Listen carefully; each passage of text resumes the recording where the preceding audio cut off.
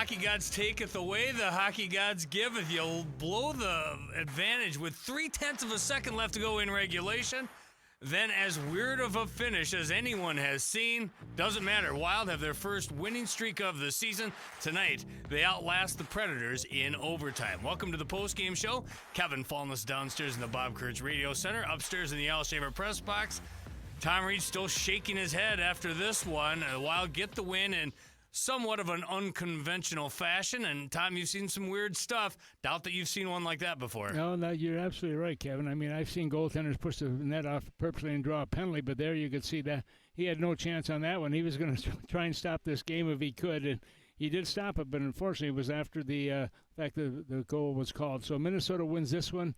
Johansson is really off to a terrific start. That's his 6th goal of the season. He also picked up his 6th assist of the season with his hockey club. So he was a difference in this one, but goaltending for Minnesota was terrific today. It's a weird hockey game because this one didn't feel like the other night where the Wild got the victory on Saturday. They come into this one and they led 1-0, and then in the second period, everything was falling apart. I mean, this game felt like it was getting away from them. And when Bouillon scored to put the Wild up 2-1, I mean, frankly, Tom, they didn't have any business having any lead in this hockey game considering how they played in that middle frame.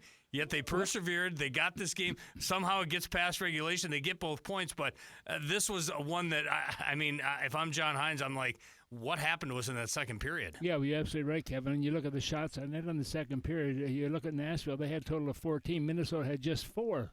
But Minnesota got a goal in that second period. But what worked so well for Minnesota in this game also was their power play. Once again, that seems to be the strength of this club right now, able to get those goals. They lead the league in power play goals this year. But this was kind of an odd game, and they come in spurts at you. I mean, they play very well play very good for a while. Then all of a sudden they back off, then they come back again. But Gus was the difference to me in this hockey game. He was absolutely terrific throughout the game. Yeah, and again, they didn't win this one in conventional fashion, but regardless, they're going to get a win. They're going to get the 2 points, and suddenly they've won 2 in a row.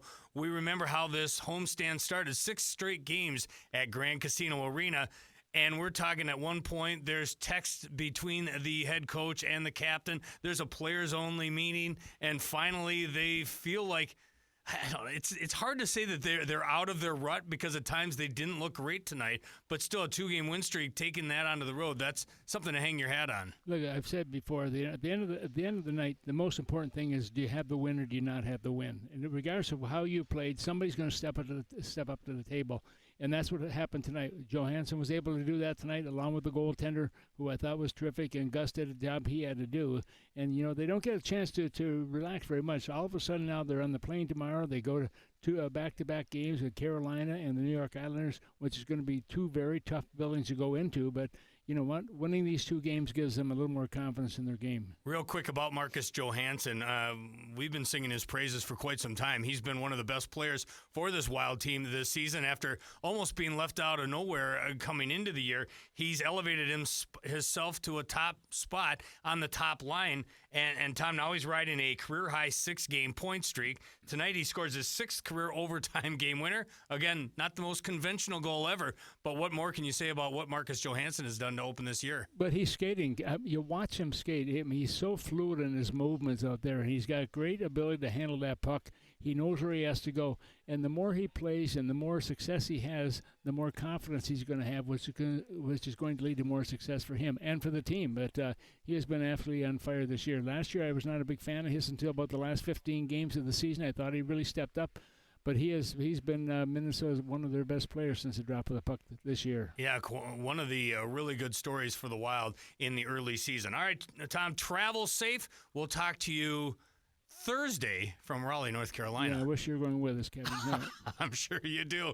Tom Reid upstairs in the Al Shaver press box following a nutty 3-2 overtime win over the Nashville Predators. We'll break. We'll get you... Well, we're going to hear from Marcus Johansson. We'll get you inside that Wild locker room, and, of course, we'll get you John Hines' post-game comments as we continue to recap an overtime win. Wild have their first 2-game win streak of the season, and it comes at the expense of Andrew Brunette and the Nashville Predators.